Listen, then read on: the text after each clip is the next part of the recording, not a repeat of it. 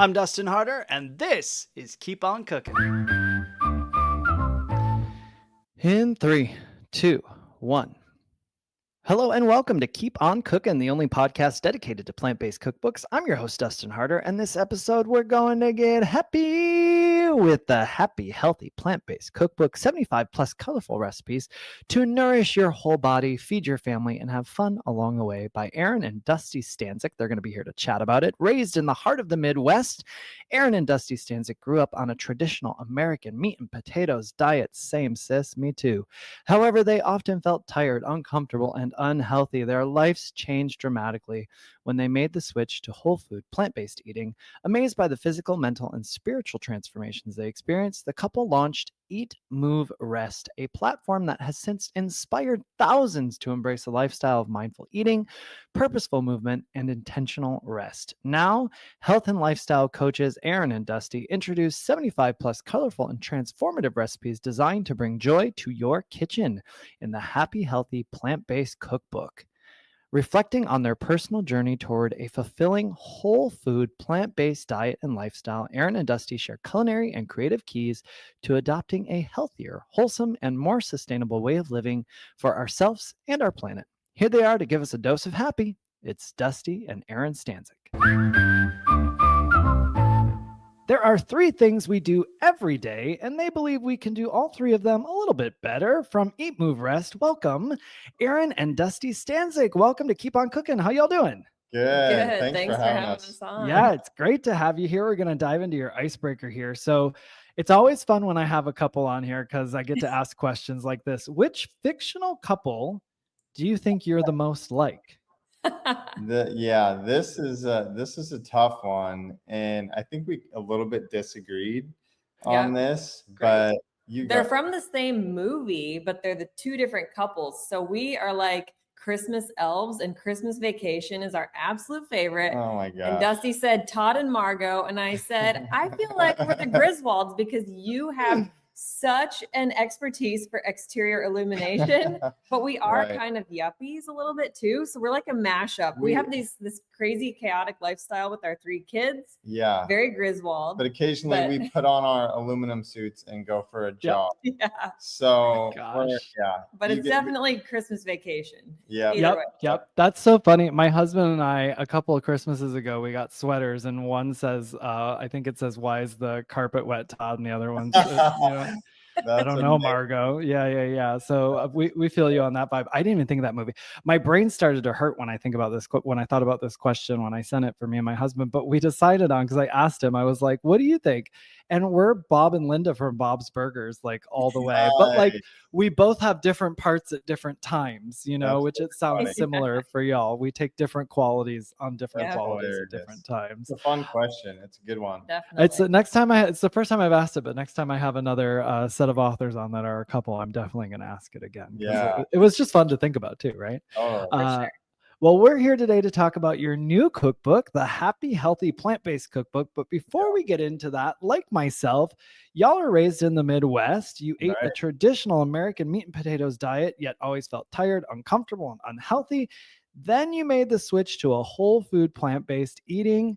So tell me how you grew up. Was cooking a part of your life growing up? And if not, when did you get into cooking more? How did that transition? Yeah, so we're from Lincoln, Nebraska, home of the Cornhuskers. The license plate in Nebraska, at least when we were kids, said the beef state.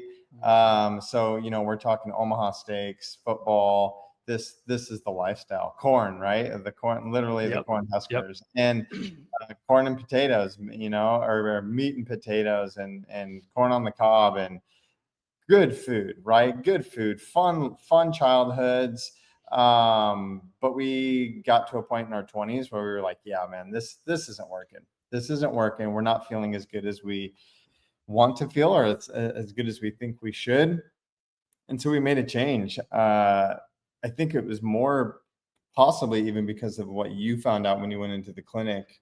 With high cholesterol and a family history of heart disease on both my mom's and dad's sides, and not wanting to be put on a statin drug in my 20s. Right. You know?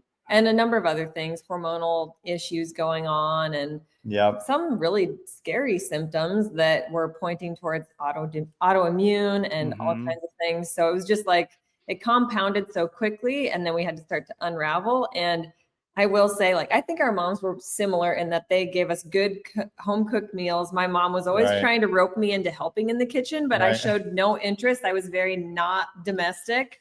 And then got to college, and I'm like, oh my gosh, I don't know how to even boil a pot of water. I'm living off of beef jerky and ramen pretty much, and fast food. But then fast forward to this point where we are having these health issues crop up that seemed like we're supposed to be invincible in our 20s, but we most definitely weren't. And so Dusty was like, I know how to grill a mean burger. And, you know, we could start. I did grow up cooking. Yeah, he was the chef that kind of brought me along. I was like, I'll learn now that I want to get healthier and stop eating out so much. So. I was definitely more of the domesticated housewife of the relationship when we got together. My mom made me do laundry, made me cook, made me clean, do all these things. And now I'm thrilled about that because I can do all of these things. So yeah, I was cooking, and because I was cooking, it was meat and it was grilling and it was protein. You know, we were going to Trader Joe's and getting the grass-fed, the clean meats, and you know, all the things, but it still wasn't quite working. I was on acid reflux medication. Erin's dad, who's a physician, again, was going to put her on a statin drug at, you know, we were 24 years old. And we're like, we're both going to be on medication and you're going to be on it for the rest of your life. We're like, let's look into this. And so slowly but surely, following Erin's lead, we started going to conferences, learning more. And her uncle, who's a health nut marathoner, was like, come to this. And cardiologist was like, come to this, listen to this cardiologist at one of the local hospitals. We went. It was Dr. Caldwell Esselstyn. He's reversing heart disease with a plant-based diet. And we were like, okay, we can't, we're both type A, firstborn. We can't unlearn things once we hear them. And we're like, shoot, we got to do this. Yeah. But how are we not going to die? Because we were like avid cyclists at the time, because we're like, the key to better health is to just like work it out, get out and hit it hard, go for long runs, long rides. We drink beer all weekend long and then just punish ourselves during the week. So we were like string beans, and we're like, wait a minute though. How are we going to be eating string beans and not shrivel up and blow away? Yeah, you know what I mean? Like, only eating string. Yeah, right. Yeah. Well, your dad's a physician too. So how's this been with the physician in the family, with family? Yeah, I mean, I think at first our family members probably thought, you know, it was just a craze or a fad or a trend. Yeah. And just, you know, we're going through another one of our things. And, you know, now that we've been doing it for a decade, I feel like they started, especially our mom, started to kind of follow suit. Yeah. About like, well, dang. a couple years in, even. Yeah. They were like, they might be in this for the long haul. You know? And then I had 3 kids, 3 plant-based pregnancies, and healthy, beautiful kids now. And so I think that they are always eager to see how we do things, try our food. And when we go out to eat, the moms watch what I order. And then they're like, I want what she just got. Whatever she just custom built, give me that. Yeah.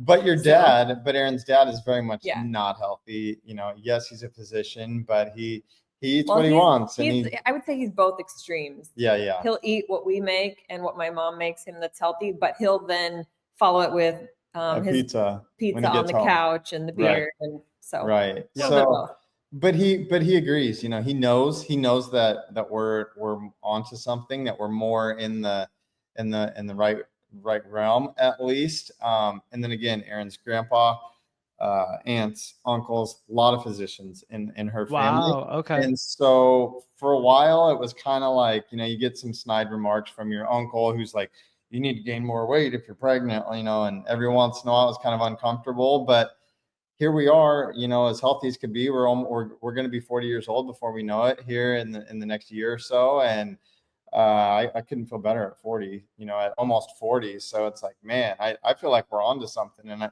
our kids are healthy and thriving. And we started sharing it. Basically, we're like, we're feeling good. Let's start sharing it. Instagram was new. So it was like cat pictures mixed with smoothie pictures, you know. Sure. Back in the day when we could just post pictures. Yeah. Right. Wouldn't it be nice? Take us back. So yeah, it blew up for Erin, especially. She's blogging at the time and put a website together. And one of our favorite podcasters, Rich Roll, also a plant-based athlete guy. So we were like, oh man, he was our guy at the time. His challenge was video. And Erin's like, okay, I need to do video now. And so she was like, what if we started a YouTube channel? And it was terribly embarrassing. It was hard. It was scary, but we did it. And that was 10 years ago. And I think our first video was how to cut a pineapple. Right. Sure. Oh, I've got stuff out there like that too. I feel you. Yeah. But you know what? That was big for me because coming from a place, again, not knowing how to, not liking to cook necessarily, buying the pre-cut stuff from the stores. I was like, how to cut a pineapple. Who would have thought? Well, and then it's going to resonate for somebody then too. Who needs it? Yeah. And in being the shy girl, you know, Erin and I, we got together in college, but we actually knew each other in high school. And I can speak to this. Erin was the shy girl. She still sometimes is. And people are so surprised. They're like, but aren't you like an influencer? And you turn the camera on and she's a natural. And so it was also hard for you, especially, you know, I kind of got to hide behind the camera a little bit more. But it was fun and it took off, and we've, you know, taken advantage of every opportunity. One of them being our book, you know, and we took our time on it. We did all the photos, we did everything ourselves, and our publishers continued to encourage that. And yeah, here we are now, many years into this journey, and I'd say a couple years into our book, and now just a few months after publishing, and we have to pinch ourselves every once in a while, but it's been fun.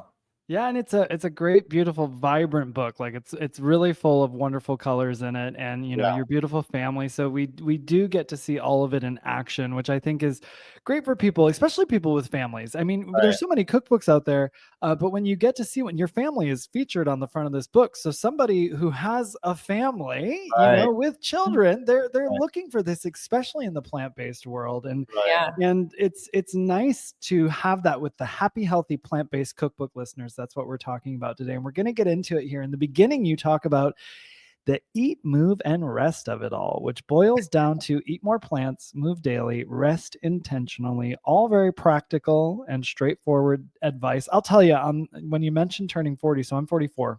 Yeah. And people will say to me, they'll be like, people I've known for a long time, like, you're just aging so well. What is, and I was like, treat yourself like garbage through your 20s. I was like, and then suddenly you're aging so well, when ultimately you're taking care of yourself in a way that you didn't previously, you know? So it's like, imagine had we done that in our 20s, you know what I mean? Or myself specifically. Totally. You know?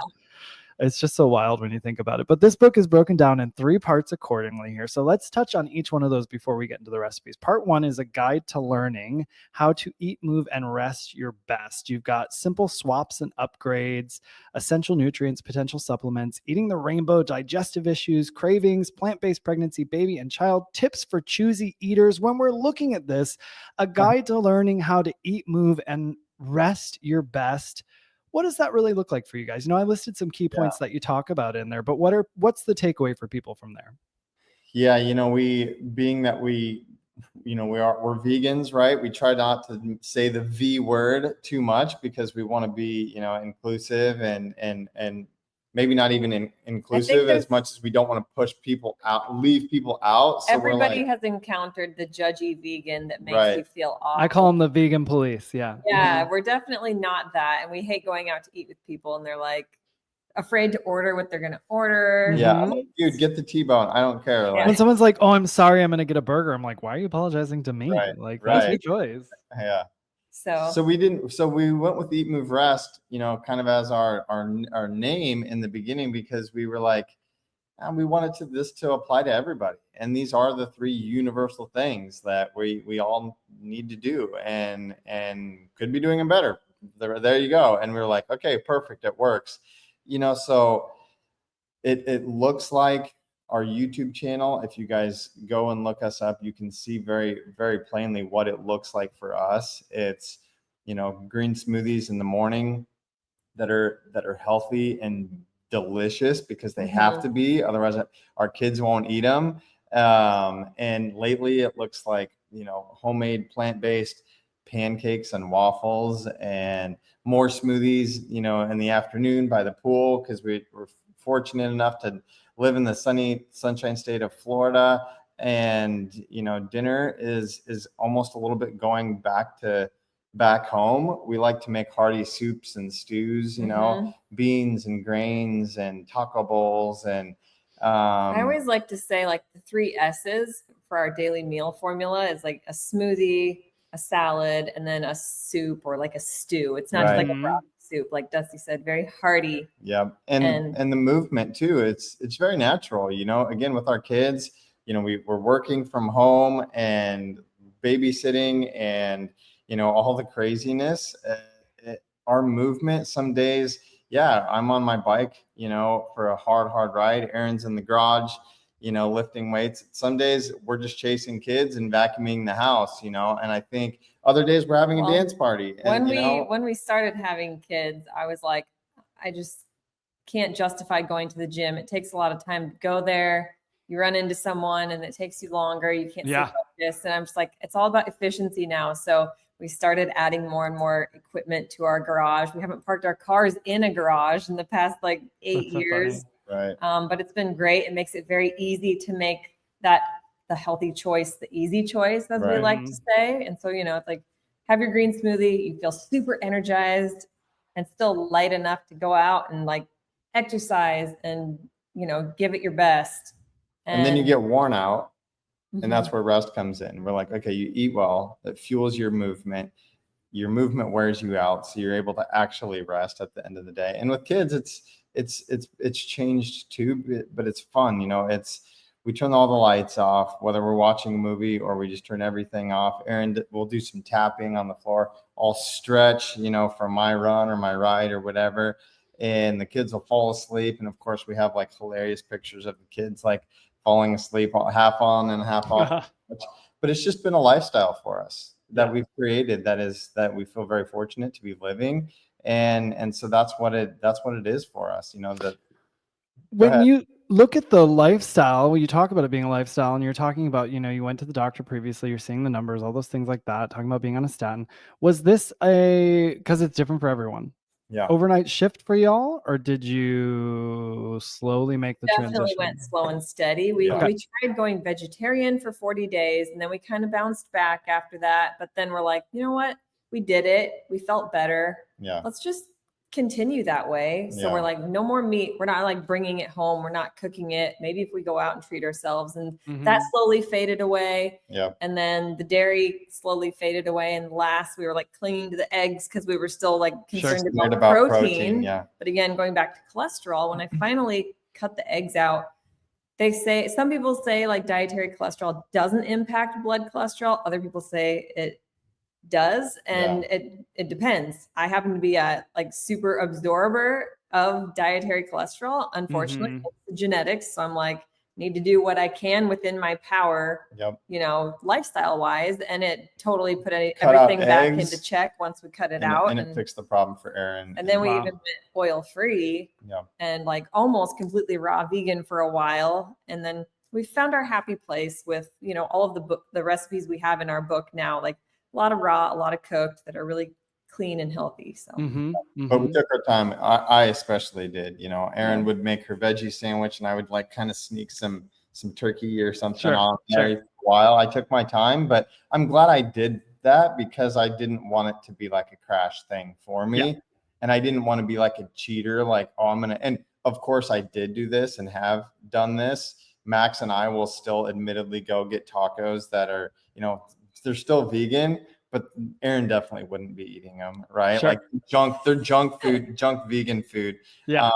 But I definitely took my sweet time, and we encourage other people too, start slow so it lasts. It's less about the being religious, and it's more about creating the lifestyle. So, Well, I think it's also just about finding your way with it. You found through trial and error what ultimately works for you, and that ended up being the sticking point for you. So that was your steps to success for that. So that's always a good thing to hit home. Listeners, take your time. It can be trial and error, and that's okay. You'll find what works. So now we're moving into part 2, a meal, movement, and mindfulness plan covering 40 days of transformation. So what does that look like in this book? Yeah.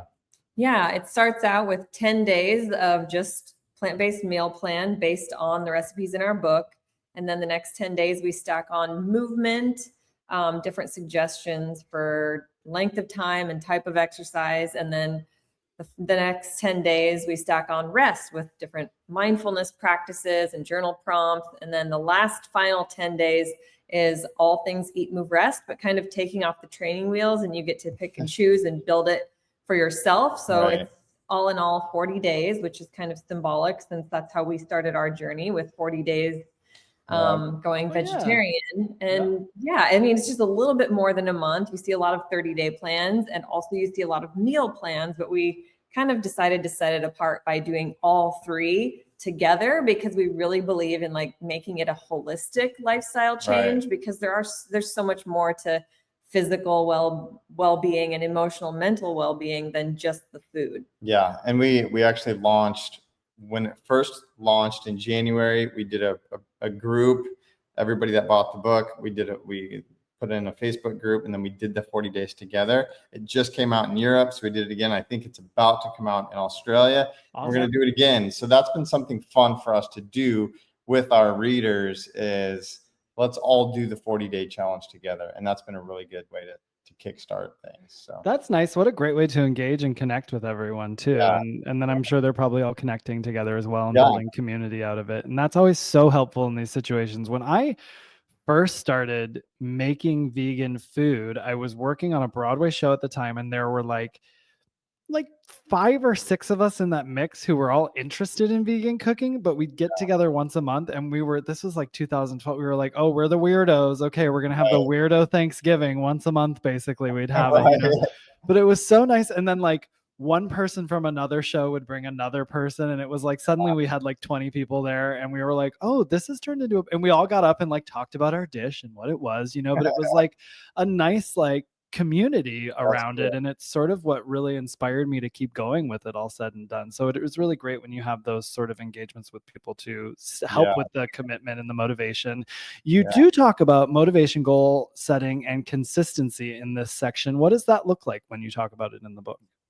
Yeah, I mean, you know, for us, we're very big on, you know, like put up a whiteboard in your house, you know, cut pictures out of magazines. Like we were Pinteresting before Pinterest was the thing, you know, like scrapbooking or making a little like actual collage on a poster board. Right. And, you know, mindset is king, and, you know, manifesting the future you want to create for yourselves. And there was a point, you know, when Erin and I bought our first house before we had kids, it was a little 3-bedroom house, but 3 bedrooms with no kids meant that we each had like our own little office space.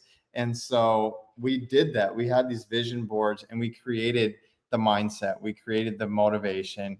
And then, you know, that was our mantra for a while, was decide and then commit. Because, you know, without the decision, you know, decision fatigue can wear us out and wishy-washy. After you decide, you got to commit. And I think it's important too, kind of what we just mentioned, how important the community, like you just mentioned too, can be in this motivation and commitment. You know, it's essential, man. And it's so hard to do anything yourself. For all the, you know, YouTube followers and comments we get, those are the things that people struggle with most. Is I'm not motivated, you know, I struggle with commitment, or I don't have the accountability. My husband isn't on board, or my spouse isn't on board. And it's like, gosh. So, you know, that's why we focus on those things, you know, in the book. We focus on those on our YouTube channel. And we actually have an off social media private group with weekly calls just about mindset, motivation, you know, commitment, accountability, just because it's such a crucial thing. Off social media, then does it even exist? Exactly. Right? Exactly. That's great. That is really great. You've created that. That's so wonderful. Yeah. Well, this takes us into part 3, 75 plus plant-based recipes the whole family will love. So let's do it. Let's talk about food. We get into juices and drinks first, and we've got one of your kiddos here just enjoying what looks to be a frothy, delicious green drink in this picture here.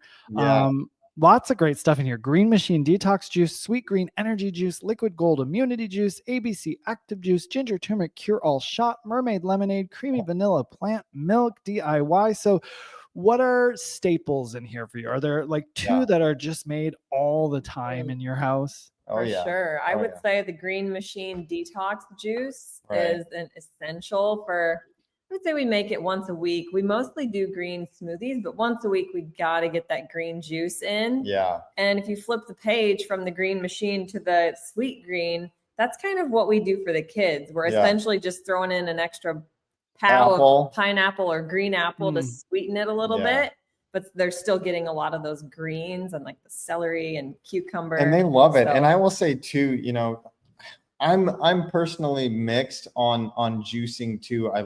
Don't get me wrong, I love to drink the juice. It's a heck of a lot of work, which we all know. Yeah. But I sometimes I'm like, gosh, I feel so wasteful because you're throwing all the fiber away and all these things. But I will say our kids love the green juices. They'll drink the green juices before the green smoothie milk phase. And so I'm like, okay, but are they getting anything? If you start digging in, there's protein in green juice, like besides all the, all the vitamins, minerals, micro, phytonutrients, all the things that are in there. There's actually a significant amount of protein in green juice. And so we're like, let's figure out a way to, sneak this in for other families, for other kids, especially, because if they'll drink it, amazing. They can eat Absolutely. They can eat French fries for the rest of the day, right? If they get in a green juice or greens in, it's like a multivitamin in a glass. Let's do it. So. Truly. What's in so what is this ABC Active Juice? Tell me more about that.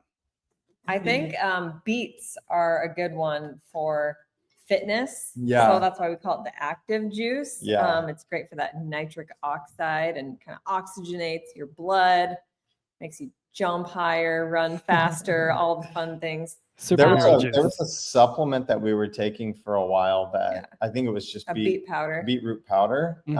And there's so much science, like Erin said, on it, on boosting blood oxygen level. And they're sweet too, so it is really good. Right. But then we've got the Granny Smith apple in there too, and carrots, and then ginger, great for digestion, great for inflammation. So these can be very medicinal, and also kind of serve as like a pre-workout. Being that we are active, and again, me loving to ride my bike, like these things make a difference, believe it or not. It's like I'm not a big caffeine guy. I'm definitely not taking like the pre-workout things. But I'll have a beet juice, or I'll put some beetroot powder in my smoothie, and boom, like things work, so it's been fun for us to experiment and create some fun juices. Do you have a juicer that you love? Yeah.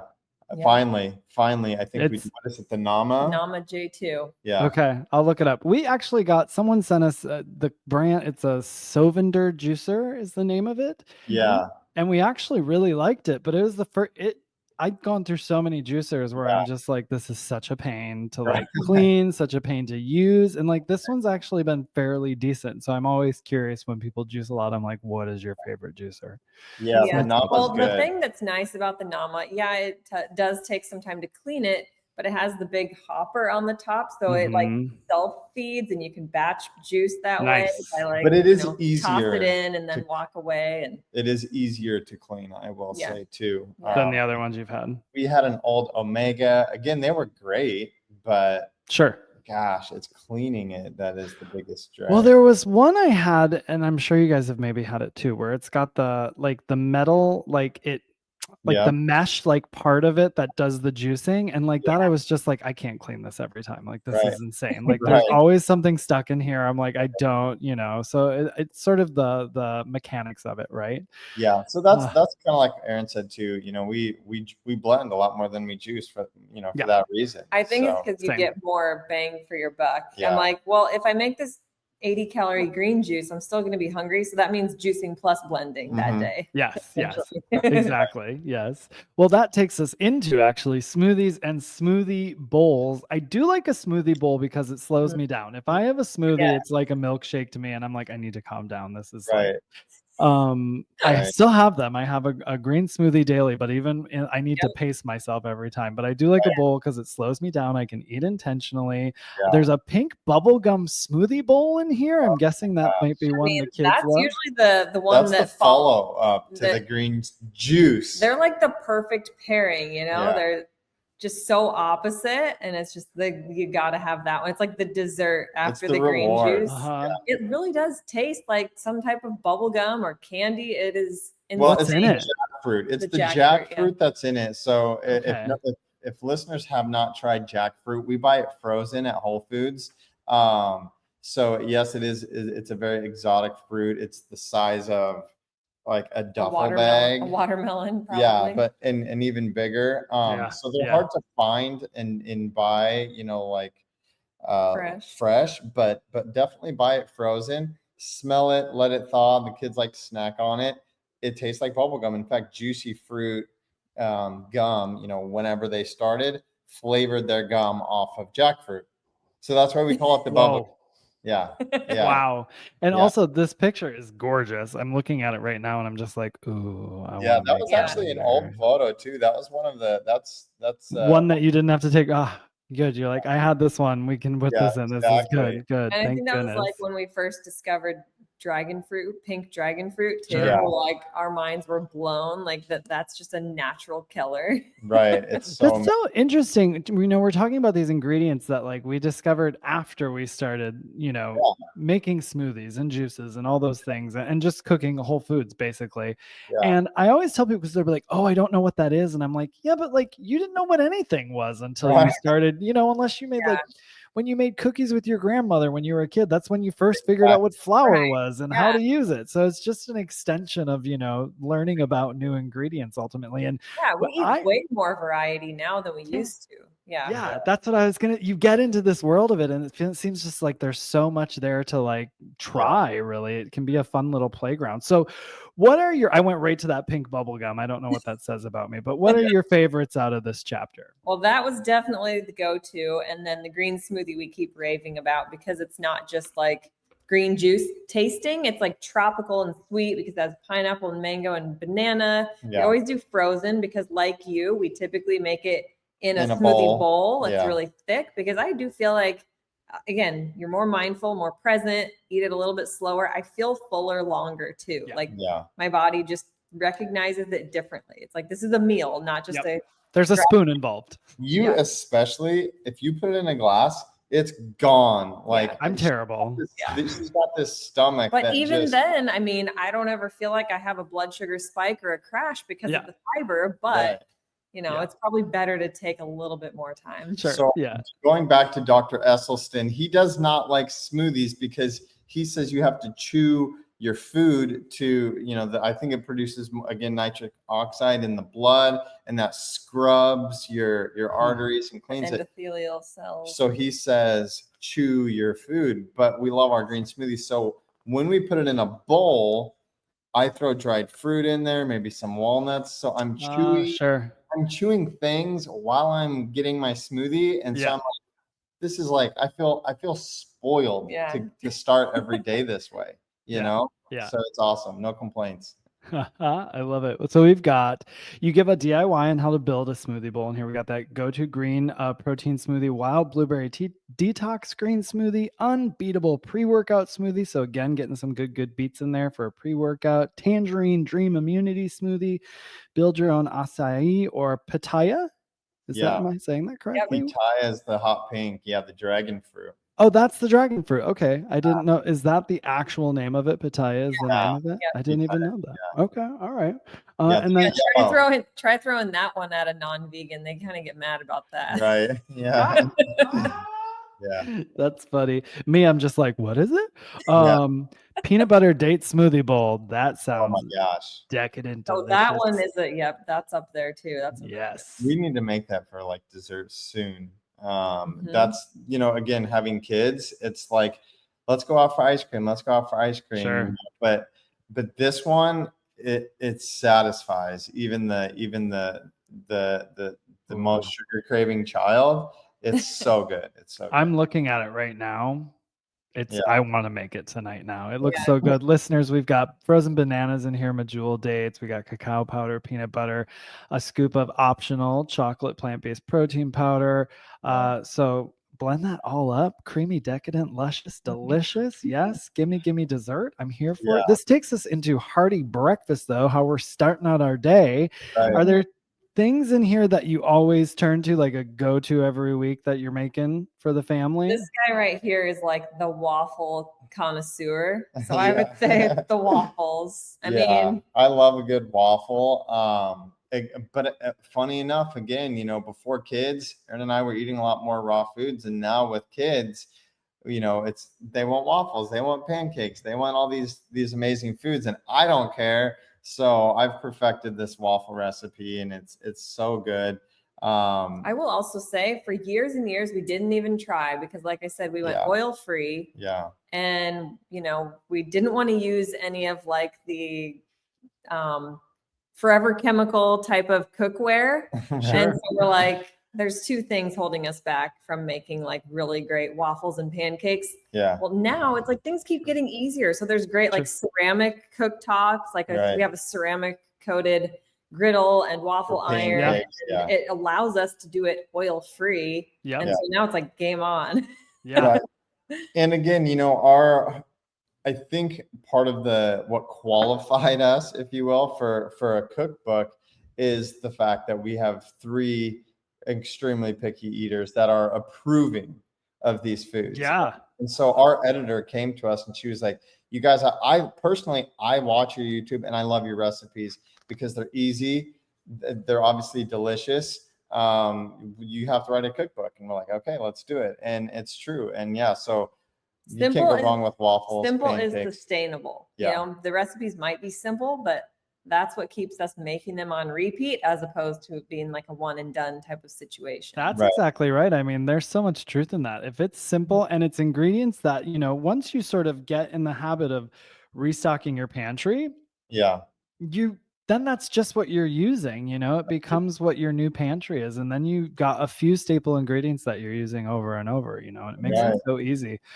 Great stuff in here. Fantastic fruit plate, chocolate cherry rolled oats, veggie full breakfast scramble, apple, banana date porridge, banana oat waffles. Tell me about the flip free protein pancakes. How are we not flipping a pancake? What's in here? Why is it magic? That was again going back to the pre-ceramic cooktop. Erin's like, okay, we need some pancakes, but we don't have a cooktop. We need pancakes. We're not using oil in a pan. How are we going to do it? Yeah, well, we just started putting parchment on a baking sheet and like putting the pancake like a cookie. Yeah, it's just like you make it like a breakfast cookie in the oven. Cookie almost, but like more of a pancake type consistency. And it worked, and they were a hit. And you don't have to like babysit it and flip it. It's just pop it in, and there you go. Right. So it's like, are you portioning it on the sheet tray, or is it just one layer and then you cut it up? No. Well, you could do it that way. That would be fun, but we like a monster portion it out. Yeah. Okay. Little and it like holds its shape when you do that and everything. Yeah. Okay. I did like a sheet pan pancake in my last book, and it's that same thing. But then when I saw this, I was like, wait, is it portioned or how does it work? But it is so great on what you're saying. You don't have to babysit it. Like, and that's the thing about pancakes. Like, I have just in the last couple years gotten good at making pancakes. Yeah. Right. It is a skill. You have to watch it. I have to set the timer every time. I'm like, okay, 3 minutes. Flip, And even when you're really awesome, you'll get that rogue batch that like won't flip and like the stuff on the griddle and it gets crunchy and crusty. I think there were some expletives from the kitchen this morning, in fact, because your pancakes wouldn't flip, or maybe it was yesterday.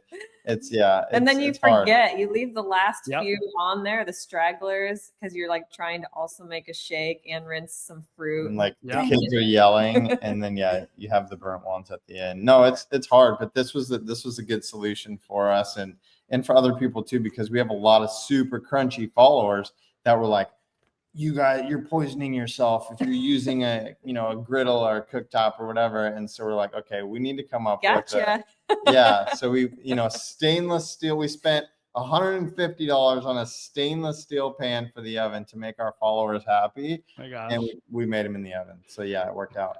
There They you just go. make you better, you know, when you get those comments. Yeah. You just step your game up. And You Well, gotta- that's a positive perspective on it. Yeah. I'll take that. I'll take that. Right. Talk about buckwheat groats for me. You've got that in the flip-free protein pancake. So elaborate on buckwheat groats for our listeners. What are those? How do they function in this pancake? Is it part of the protein? What are we getting out of that ingredient? I think a lot of times we just got tired of using oats for Yeah. everything. And so buckwheat is, I believe, a complete protein. It's got a little bit more of like a starchiness to it, I think. Yeah. We originally started with buckwheat because we were like putting them on top of our smoothie bowls. Again, going back to Instagram when it was, pure and just photos.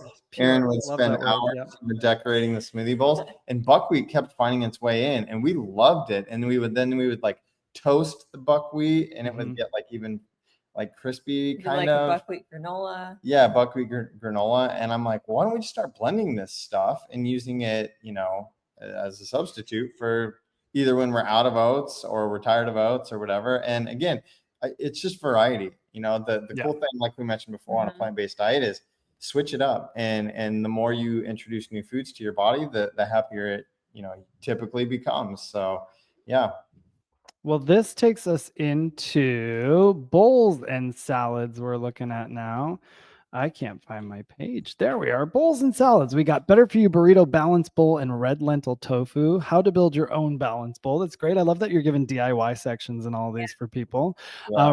Rainbow Mango Pad Thai. That sounds so delicious. Okay, Mango's my favorite. Fiesta Color Wheel Salad. Supersede Everything Salad. Creamy kale and sweet potato salad with toasted chickpeas.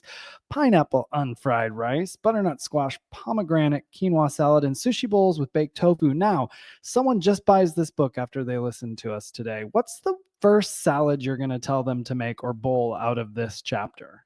Yeah.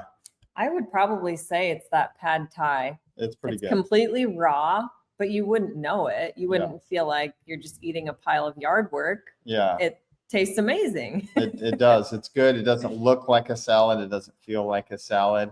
This is the recipe. When the book came out, we got invited to go on Fox and Friends in New York City. This was the recipe they wanted.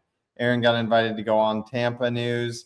This is the recipe they wanted. So there's something about it that draws people in. And it's the complete opposite of like the restaurant pad thai. That's very rich and indulgent. Right. It tastes that way. This one does, but it's, you feel good afterwards. Right. And I would say probably the flipping back to the build your own bowl. I mean, I always think about Chipotle when I'm talking to men, especially, and they're like, dude, vegan, really? Like how? And I'm like, you like Chipotle? And they're like, oh, of course I love Chipotle. It's actually the centerfold of the book. Yeah. Nice. I'm like, we make our own Chipotle bowls. Brown rice, black beans, take some tofu, sofritas. I make it myself, a little tomato paste and some chili powder, and you got Chipotle at home, and nobody can argue with that. And so that's usually a go-to from me. So that's a favorite. Yeah, those are good ones. This takes us into sandwiches and wraps here. Everyone loves a good handheld. Chickpea falafel patties, stacked veggie sandwich, bountiful black bean veggie burgers, colorful collard wraps, and taco bout tasty fold up. What is that a taco? Tell me more. Yeah, this is the one that the kids love. Yeah. So when we are making like our burrito bowls, we'll put the kids inside of a tortilla. I want one of these instantly. I saw that picture now. And I'm like, wait, I want one. I cut you off. I'm sorry. I got excited. Tell me more. No, they're super fun because the hard thing about having kids is that they'll love something on Monday, and on Tuesday you're like, finally, they loved these yesterday. You make it, and they're like, what the hell is this? Get this out of my face. So we're like, okay, I'm not making this many different things, but we're going to wrap it up different. We're going to fold it different. It's going to look different. Boom, they love it again. And so, the handhelds are fun, and those wrap. You can hide some things in there that they wouldn't otherwise want. Like Max, for the longest time, would not touch avocado or guac, but he didn't know that it was in his tortilla or his wrap. So that's perfect. Yeah, so it's a sneaky thing for us parents, but it's also, again, it's just delicious and fun, when you can hold something. And then Erin just flipped to the veggie stacked sandwich that I think looks like Max is probably holding in the picture. Oh yeah, that's gorgeous. And it's, again, talking about New York City, these are fun foods. They're messy, they're fun, they're delicious. We're coming into fall or into summertime now, and we just filmed a video, and it's like sprouts and pickles and fresh tomato and all these things that make an epic sandwich like that just amazing. So all the good fresh stuff. And we're talking about you just said we are going into summer, but before that you said fall, which takes us, we're looking at the next chapter, which is soups, curries, and stews. I'm a soup, curry, and stew guy all year round, but fall is a particularly lovely time for that. So is there what's a favorite for each of you from the soups, curries, and stews chapter? Yeah, we had to hold ourselves back from putting too many curries, but there's so many different curry kits you can use, and so many different spice combinations that it's just endless, the options. These are fun because they're all chop and drop. Chop and drop. Like literally, if we've had people go through our cookbook, of course, and leave us the negative comments that are like, these are beginner recipes, these are too basic, and we're like, exactly, like we're not professional chefs here. We're cooking for kids and ourselves. That's chop and drop. We want it to be easy. And most of the recipes, if you look at them, are like, they're so similar. Yeah. But you throw this ingredient in, you throw this spice in, instead of brown rice, you do quinoa or something. It's different enough that it makes it fun every night of the week. And it's all so hearty and so delicious. So you can change it up. Some people will never be satisfied. I love that. It's like you're serving a lot of people with these recipes that are approachable. So totally for that. Totally. Yeah, Erin's a curry-holic. The coconut quinoa yellow curry is a favorite. I mean, if you want that restaurant-like experience, adding in the coconut, it's so indulgent and good aroma and Yeah, the kids surprising. I didn't know what curry was until Erin introduced me, in my 20s. I was like a, burgers and fries guy. What's that movie with Ben Stiller and Jennifer Aniston? Long Came Polly, where they're he's like sweating profusely on their first date. That was me. I'm sweating, I've got heartburn, and I've got all these things. And now the second date, we went and got sushi, and he didn't know that you have to eat the edamame beans out of the pod. He was eating the whole pod. Took the whole thing. Really chewy. Embarrassing, man. Listen, one summer I waited tables at the Cheesecake Factory a long time ago, and they had a artichoke as an appetizer, and I didn't know that you take the you scrape the artichoke off it. So I just took the whole leaf and was like, this is so chewy. It's hard. Yeah. And it was like a training class for the servers, and nobody said anything to me. And then later on I was like, I did that so wrong. Yeah. And I was like, why didn't anyone say anything? And I was swallowing it. Like, that's rough to swallow. That's so you're not alone. We've all been there. No, I know. Thank you. But my gosh. Now I look at our kids eating these spicy curries and these Thai curries, and I'm so proud of them, and I'm so proud of us to be introducing such variety to such little kids, because they're going to have these palates that are just epic. So when we go back to New York or wherever, they sit down and we get dim sum, and it just feels cool. It feels fun, and I think they're going to grow up and they're going to be so appreciative to have had those foods. Oh, for sure. And other parents, obviously, our goal then was let's share this with the world so other parents can do the same. Yeah, which makes the approachable recipes all that more the better, more shareable, right? More easier for people to make at home. 100%. So you got that coconut quinoa yellow curry we talked about, quinoa veggie immunity soup, creamy cashew cauliflower curry, and air fried spiced potatoes, Moroccan spice veggie soup, sweet potato and kale chili, root veggie stew, curry spiced red lentil stew, ramen and veggies, broccoli better than cheddar soup. I'm here for that. I'm going to try it. Butternut squash bisque and 2-ingredient flatbread. This is taking us into classic comforts with a twist. So, we all love comfort food. What were a couple must-haves when you think of comfort food? The three of us sitting here, Midwesterners that we grew up as. When you thought of comfort, what had to go in this chapter? Yeah, Erin, lasagna. yeah, Erin Especially during my Totally. last pregnancy, like I was like every night, just make the lasagna, nothing else sounds good. I don't know what I want to eat, but that works. right. And Yes. I'm like, amen, amen, because I am an Italian, fooder. And growing up, my mom was an amazing cook, but if I could have requested anything from her, it was always her lasagna. And so we finally made a really good one, after a few tries. This one's just, it's amazing. It's so delicious. We start whether we're, doing lasagna or pasta, we're finding amazing noodles now that are like brown rice or Sure. lentil, and they've actually got protein And the and chickpea fiber. one. And they taste good now. They used to be all It's mushy good. and really gross like 10 years Right. ago. They've gotten so much better. Yeah, So so they've much got better. that protein and iron for kids. Yeah. And then I think another game changer was the cashew parmesan, which is Oh, in man. the lasagna recipe. Mm-hmm. I used to put parmesan on everything. I would put it Yeah. on my breakfast, Yeah. Not And then really, you see the Instagram reels that are like, your Kraft Parmesan cheese has sawdust and like weird, gross things in it. Yeah. And it's like, wow, remember how much we used to use that? So we So take much. cashews, yeah, cashews, salt, and nutritional yeast, blend it up, and it gets like kind of blend it so it gets so warm that it like almost balls up. And you're like, I cannot tell this, I haven't had Parmesan in a long time, but yeah, it's good. It's so Yeah, good. Come on, I'm pasta, with you. I'm put with it you on that. Yeah, that's an epic one for sure. Yep. Good stuff. There's lots of good things in here, everybody. Listeners, we've got tasty lentil quinoa tacos, garden greens lasagna with cashew parmesan. We were talking about spaghetti and meatless balls, Yep. creamy one-pot vodka-less penne pasta, unboxed mac and cheese powder. I was looking for the mac and cheese, followed by creamy veggie mac and cheese, Right. and shepherd's veggie pot pie. So all great comfort classics for people to dive into. And this is taking us into sweet and salty snacks. Preference between the two. I hope this isn't in your rapid fire question, but Dusty, sweet or salty? Erin, sweet or salty? What are your preferences? I'm definitely sweet. I'm sweet. Yeah. That being said, I don't think anybody can argue with like the combination. My favorite, I'm a dark chocolate guy.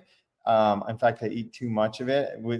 I have to stop, but it goes up in this cabinet to keep it away from the kids, even though they've learned to climb. But I'm almost having to hide it away from myself. But my favorite is a salty, sweet dark chocolate. It's like both. Do you have a favorite brand? Hue. Yeah, we like Hue as well. What's your favorite? Hue's great. I've been there's one called, it's not a dark chocolate though, but it's called Otherly. We just discovered it recently. They might have actually one of them is a dark, it was like a dark chocolate cherry. It was so good. But I like it. I'm pretty pure with it too. I like to have just dark chocolate and sea salt. Delicious. Yeah. Same. So good. Same. So good. Well, I could wax poetically about dark chocolate. We got to find a hiding spot from it for you, and you've got to stop learning how to climb is the thing. For me, it's like, I don't, it's like, it's that thing that's in my, I keep it in the fridge and like, I'll be like, oh, I'll just have a square. And then before I know the day is gone and I was like, I think I've eaten half a candy bar today. I know. To calm down. Like this needs to stop. I try to after dinner, but I know it's been a hard day when it's like 11 a.m. and I've already had a piece of chocolate. I'm like, what's happening? What's happening? Exactly. Some cool stuff in here though. We've got cauliflower buffalo wings, easy cheesy kale chips, movie night popcorn, pink passion popsicles, banana sushi, superfood brownies, strawberry banana muffins, and savory veggie muffins, and also date balls 2 ways. We've got earthy energy balls and carrot cake date balls. Is there something y'all make from here the most for the family that y'all enjoy as a family the most? It's a close. Yeah, it's a tie. I'm thinking brownies. The superfood brownies and the muffins. This is strawberry banana muffins in here, but we always switch up like what we're putting in, or maybe they're just straight vanilla bean muffins sometimes. You can even put chocolate chips. The secret thing about here, they go crazy. I was like, maybe dark chocolate chips. Right. Yeah. The fun fact about the superfood brownies is that's kind of the PG name for them. They're actually lactation brownies too. That's how they started out. Sure. When they started breastfeeding, they work really well for that. So, but they thankfully don't make husbands or children lactate. No, But I'm not lactating. I'm just enjoying them. Great. No lactation. But they The are research has been done for everyone. That's good. Right? No, Very but the good. kids, again, the main thing is like, okay, these kids won't eat anything today. What are we going to do? Erin's like, I'm going to make some brownies that they're going to eat up because they're brownies, but they're going to be full of nutrition. And So what do we have in them that make them a superfood brownie? Yeah. I would say one of the biggest things is dates instead of like a granular sugar or refined sugar, using, medjool dates and blending into a date paste. And then chia and flax, I think, are definitely superfoods considering their omega-3 content. And then cacao as well is really great, magnesium and iron. And even the oats, oats have a lot of iron, and they're just, we buy, who asked, was it, we've been hosting retreats in Costa Rica for like 7 or so years. Our friend that lives there, we requested a big bag of oats when we went, and he was making fun of us. He's like, you guys are like horses for how many oats you go through. And I'm like, that is hilarious, but it's true. We make pancakes, oats are our base because they're delicious, but they're also super nutritious. Again, and versatile. And versatile, So it's like, wow, and the kids love them. Again, you can really do so much with oats. It is truly amazing. Yeah. Well, this is taking us into dips and dressings. And I always love a section like this because there's things that usually end up in somebody's cookbook that they actually do keep on hand on the regular all the time. Though I will say, for the majority of your cookbook, it seems like a lot of these are in heavy rotation in your home all the time. So that's fantastic to hear. It couldn't be more real. We couldn't wait for our own cookbook to come out, so we weren't having to dig for our own recipes. I get it. Channel. Yeah. One of the things I love is that, so my first cookbook I actually return to often, and it just makes, and my third one actually, my first and third, the second one's just a wild and crazy book, but the first and third I return to often, and I'm always like, oh, like every time I do, I'm like, oh, I actually need that recipe. Like, okay, great. And like I could make it, but I'm also like, no, like I want to, it's like I'm almost retesting it years later. I'm like, no, I want to make sure it's good now. And I'm like, well, what am I going to do if it's not? Like, thankfully it's all held up. We got great stuff in here though. Perfect pico de gallo, creamy cashew cheese, grateful green guacamole, homestyle hummus, mason jar hummus dressing, undressings, colorful salad dressing trio, sweet sunshine salad dressing, hot pink pitaya salad dressing, and tropical mango salad dressing. What is the undressings? In there, we kind of just talk about how to make it less fussy to make a dressing in general. Like I say, all it takes is a healthy fat, which could be a nut, a seed, or avocado, the right liquid like citrus, syrup, aminos, or just water. And then getting creative with fruits and veggies you can add in, and just kind of breaking it down so you can realize like you don't always have to follow a recipe. You can just kind of pick and choose something from each category, blitz it in the mini blender, and people have dressings on a pedestal. I mean, it is what holds people up.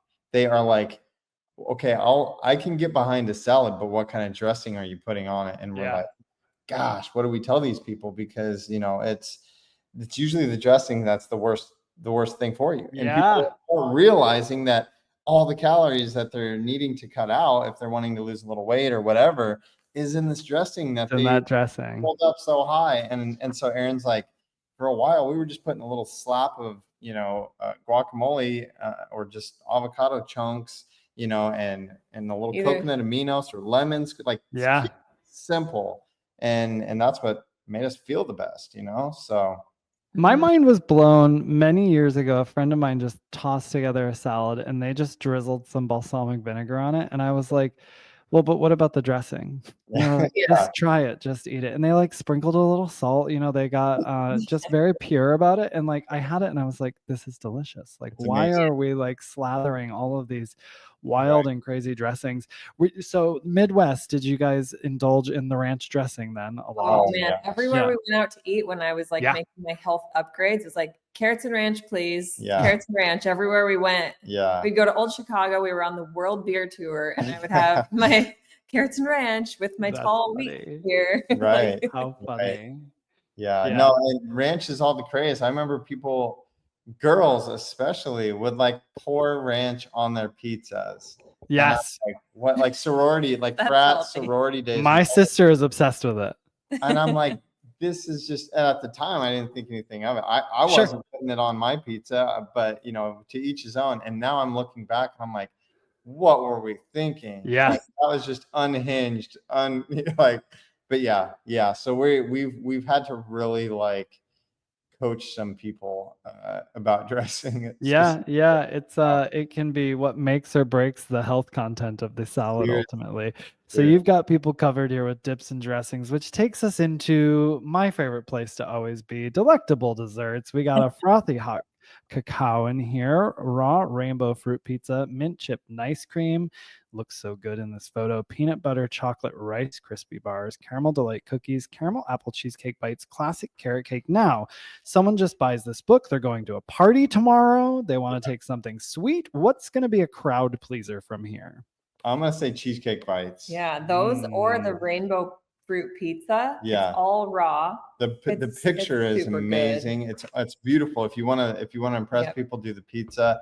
If you want them to leave with you, make the cheesecake bites, and they will come home with you because they're amazing. And I love it. Easiest one to make with your kids would be the caramel delights. That was my favorite Girl Scout cookie. Right. But I can't bring myself obviously to eat those anymore. But they taste so similar. And they're so simple. Yep. Yeah. Amazing. Oh, that's great. Again, dark chocolate, you buy some dark chocolate chips, melt them down and drizzle them on top. And it's fun. It's fun to make these. I will say I'm more of like probably the chef. I do a lot of the cooking. But Erin is the baker, like with the muffins and these and all these desserts. I'm the smoothie, juice, and salad and baking. And you do like the gourmet, like cooked dinners. Either way, we're having a lot of fun in the kitchen. And I think that's what's also fun, about doing it on a plant-based diet, is that the kids are always there picking, and there's no raw eggs and there's nothing, weird ever. It's just fun. It's clean, and it can be beautiful. We took Matthew Kinney's raw food in course back in the day, and learned, a lot of really fun things. And so we're making it fun. We're making it beautiful. We have the music on and the lights dimmed in the evening, and that's another thing too for people. We're like, make this part of the lifestyle. You have to enjoy your time in the kitchen, and it can be fun. It can be beautiful, and also obviously delicious. So yeah. Absolutely. Well, that, listeners, is the Happy Healthy Plant-Based Cookbook, 75 plus colorful recipes to nourish your whole body, feed your family, and have fun along the way. Now, you wrap the book with a little section titled What's Next? So that offers a variety of valuable resources and tools you have for people at eatmoverest.com. Can you elaborate on those offerings? What does someone have in store when they join your email list at eatmoverest.com? Yeah. First and foremost, our membership, we got to a point, and in fact, the membership is kind of new. We were like, people enjoy the retreats, but getting to Costa Rica, paying for, all these things, it's like they were so valuable because we were seeing people, having conversations with people, going beyond the plate, going beyond the screen. We're like, how else can we do this? We're like, let's just start doing live calls. That turned into the, this membership idea. So we go live with we do Zoom calls actually. So we're listening to our followers. People go there, they sign up. You get our app with all the recipes. Every ebook we created, before this came out, pretty much everything we've ever created lives there in the Eat Move Rest Club membership. That's been so much fun to put together. So. Yeah. And then of course, links to our YouTube and Instagrams and all the things. So YouTube isn't endless. We've got hundreds of videos with recipes and stuff. So. Yeah. And with that at Eat Move Rest too, that's part of that building the community that people can really look forward to as well. So that's great. You're offering that. Now, when we look at this book, for the two of you, what is a book brag for this? Something you're most proud of when it comes to this book? Yeah. I think Dusty gave it away in the beginning, the fact that we didn't hire like a food photographer or stylist or even someone to help us write it. We just, front to back did it all ourselves. It took us a lot longer. We had the kids hovering over every photo that I took, with their fingers in the pictures. I'm like, let's go with it. It's normal. I was gonna say there's somewhere I'm like, oh, it's so natural. Like it really is. So like you rolled with it. That's good. Or else you probably would have had a big headache. Yeah. It was both some days, and we're like, screw it. Like, they're in the photos, and it's going to be great. And our editor, everybody loved it. They were like, this is epic. And we almost bailed a couple times. We're like, we need to just hire somebody. And they're like, no, these are great. And we're like, so, and we ate every recipe besides photographing them. They were all edible, no super glue, none of the weird things that shellac, no mashed potatoes for smoothies. Right. These were actually made by us, and it also it's kind of like enjoyed all by us. It's just like a moment in time of our family, which is really special. My only regret is that our third born Zoe barely made it in there. We just snuck in a newborn picture. We could not get her on the cover. We so badly wanted to, and they're like, "You guys, this book is like printed. It's about to be printed like tomorrow." Can we just scrap those and redo this? Yeah. So Zoe, sweet Zoe, did not make it on the cover, but I think we snuck one in. Side. So good. Well, hey, you got one in. That's saying something if you got it in last minute there. So you did it. You nailed it. Yeah, you got it in. Exactly. You can have it on the next one there. It'll be good. Follow up. Sure. Right. Well, that's great. Well, this takes us into our rapid fire here. You ready for your rapid fire round of questions? Yep. Here we go. Favorite family activity? Well, anything involving water, I would say. I was going to say beach. It sounds lame and boring, but it's true. Our kids are Sounds great to me. Are you kidding me? It sounds awesome. Pancakes or waffles? Pancakes. Waffles. Another reason I love having couples on with the rapid fire. I'm like, okay. Texting or calling? Text all day. Sorry. But you are always calling. People are always calling you. I spend a lot of time on the phone, but if it was up, which is why you prefer texting. Right, exactly. Beach or mountains? Beach. Yeah, beach. Okay. Hot sauce or barbecue sauce? Hot sauce. Ooh, barbecue. Favorite day of the week? Friday night. Yep. Like, I think it's Friday night, Saturday morning. Like, yeah. True. Fridays can be hard. They can be busy. Yeah. Books or movies? Movies. All day. Citrus or berry? Berry. Hiking or biking? Biking. I was like, I almost felt silly now for having that question on there after this interview. Juices or smoothies? Yeah, smoothies. We gave these away. Yeah, that's all right. It was what can be interesting sometimes is when the answer is not what I think it will be. Yeah. Sunset or sunrise? Oh, sunset. We are not. Yeah, me and Max, who just showed up. We like to sleep in, buddy. We like to sleep in. So sunset for sure. All right. Camping or glamping? Oh, probably glamping. Camping. Like, I want to get dirty and maybe not sleep at all. So all right. Okay.